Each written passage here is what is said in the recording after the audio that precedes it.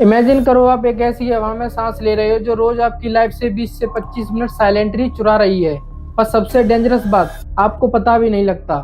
India का air pollution अब pollution नहीं, एक साइलेंट किलर बन चुका है। जिस स्मोक को हम देख नहीं पाते वो अंदर जाकर हमारे लंग्स को स्लोली डैमेज करता रहता है। आज के वीडियो में आपको वो सच बताने वाला हूँ जिन्हें लोग इग्नोर कर देते हैं और आपकी फैमिली, आपकी हेल्थ और आपके फ्यूचर के लिए बहुत इंपॉर्टेंट है। अगर आप अपने फ्यूचर को सेफ देखना चाहते हो तो इस वीडियो को एंड तक जरूर देखें। जय भीम दोस्तों, एयर पोल्यूशन अब इतनी बड़ी हेल्थ इमरजेंसी बन चुका है। डॉक्टर्स के मुताबिक अब कोविड-19 के मुताबिक एयर पोल्यूशन से ज्यादा लोग मारे जा रहे हैं। दिल्ली की हवा इतनी टॉक्सिक हो चुकी है, इसमें सांस लेने का मतलब है कि आप रोज की 7 सिगरेट पी रहे हो। एक और स्टडी के मुताबिक लोगों की एवरेज लाइफ एक्सपेक्टेंसी 8 सालों से कम हो रही है दिल्ली एनसीआर में। इस सिचुएशन में कमाल की बात यह है, हमारी गवर्नमेंट बिल्कुल चुप बैठी है, कोई ढंग का एक्शन नहीं ले रही है सिवाय ड्रामे और फ्रॉड के। AQI नंबर्स को कम दिखाने के लिए उनके आसपास वाटर टैंक से पानी छिड़का जा रहा है। स्मॉग गन के जरिए यहाँ पर पानी का छिड़काव किया जा रहा है सो दैट ये मॉनिटर यहाँ पर एयर पोल्यूशन की रीडिंग कम बताए, कम एयर पोल्यूशन बताए। ये देखिए, ये इस टैंकर से यहाँ पर पानी का छिड़काव। ये सारे पॉलिटिक्स अपने एयर प्यूरिफायर वाले कमरों में बैठे हुए हैं। ऐसे में दोस्तों आवाज उठाना बहुत जरूरी चीज है, लेकिन इसके अलावा हम ऐसे हाथ धरे नहीं बैठे रह सकते सरकार के इंतजार में कि कब उनका मन करेगा फिर वो एक्शन लेगी, फिर कहीं जाकर एयर पोल्यूशन कम होगा। इनफैक्ट हमें पर्सनल लेवल पर जाकर हर वो चीज करने की कोशिश करनी चाहिए जिस हवा में हम सांस ले रहे हैं वो उतनी साफ हो सके जितनी साफ हो। इंडिया का नाम अब दुनिया के एयर पोल्यूशन मैप पर टॉप पर आने लगा है। दिल्ली, मुंबई, पटना जैसी सारी बड़ी सिटीज में AQI अब 300 से ऊपर नॉर्मल बात बन गया है। पर क्या हमने कभी सोचा है प्रॉब्लम इतनी बड़ी क्यों बन गई? एयर पोल्यूशन को कम करने के लिए सबसे पहले हमें समझना होगा कि एयर पोल्यूशन एग्जैक्टली होता क्या है।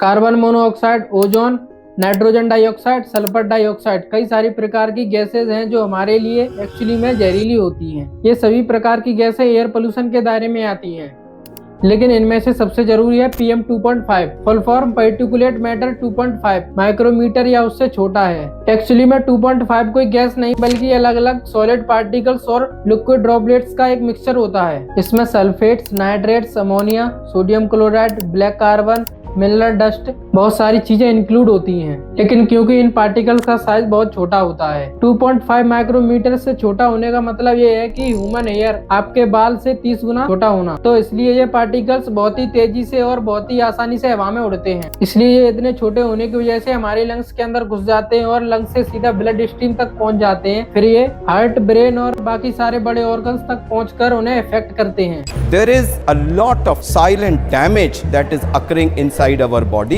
to our lungs, to our heart, brain, every organ in the body.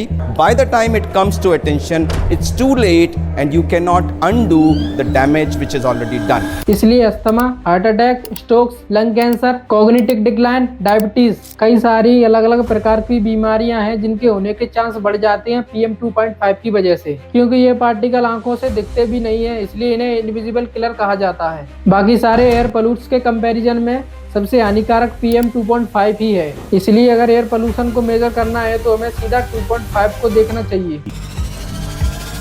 इसका सबसे बुरा असर बच्चों पर होता है। उनके लंग्स अभी डेवलप ही हो रहे होते हैं और पॉल्यूट हवा उनको वीक बना देती है। एक बच्चा खुले आसमान में खेल भी नहीं सकता क्योंकि हवा साफ नहीं है। लोग सुबह उठने पर धुंध नहीं, डस्ट और स्मोक देखते हैं। कभी कभी लगता है हवा में धूप दिखना भी बंद हो गई है। अच्छी बात यह है पॉल्यूशन को कम किया जा सकता है। पब्लिक ट्रांसपोर्ट ज्यादा यूज करें, घर में ग्रीन प्लांट्स लगाएं, कचरा कभी न जलाएं, जहाँ हो सके ट्री लगाएं और घर में विंडो और डोर्स ज्यादातर बंद रखें। दोस्तों, हम आउटडोर का पॉल्यूशन तो कम कर सकते हैं, लेकिन तब क्या होगा पॉल्यूशन घर के अंदर से ही आ रही हो। इंडोर पॉल्यूशन का सबसे बड़ा सोर्स अगरबत्तियां और मोमबत्तियां। दिल्ली NCR की एक स्टडी ने बताया कि 14 बाई 10 बाई 8 फीट के कमरे में अगर खिड़की खोलकर भी अगरबत्तियां जलाई जाए तो PM 2.5 का लेवल इमीडिएटली 779 माइक्रोग्राम पर मीटर तक चला जाता है।